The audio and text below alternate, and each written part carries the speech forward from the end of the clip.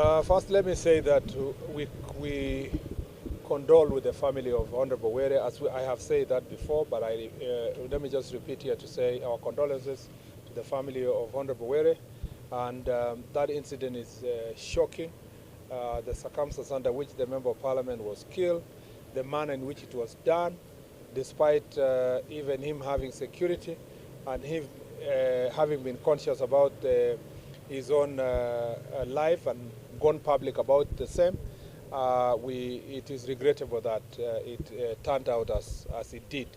Luckily, it is within my knowledge that we have made very significant progress in arresting the perpetrators and their collaborators. And it will shock you to note that this is a very heinous crime that was done in a very cavalier manner, involving people that ordinarily some should have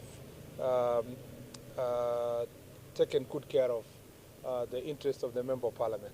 And so in the process, we want to affirm that the government of Kenya is committed to making sure that those perpetrators, some which have been arrested and others, their collaborators who will be arrested anytime soon, will be brought to book. They will be, they will be an example. Their discipline will be an example.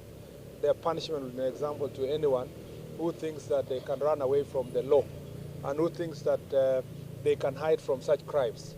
I think that the manner in which the police were able to pick very quickly those who are involved is a signal that anyone who is trying to harm another Kenyan, not just the Member of Parliament, for any citizen, we have the tools and the abilities to be able to arrest them.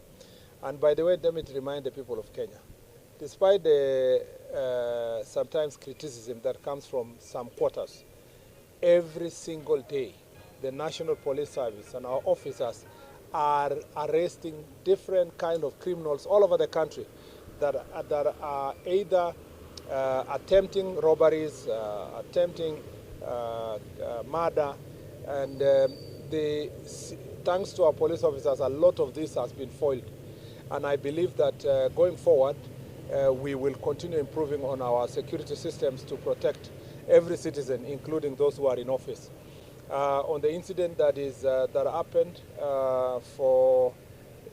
during His Excellency's function, I think that is something under investigations, and therefore I leave it at that to show whether there was really security lapse or whether there was intention or motive to harm the president, or it was a different issue. So the investigation is ongoing, but Kenyans need to know that the security of the president is a matter of national security, and it cannot be taken for granted. It's not easy to take for granted the security of the president because of the consequences that can ensue if a president is armed.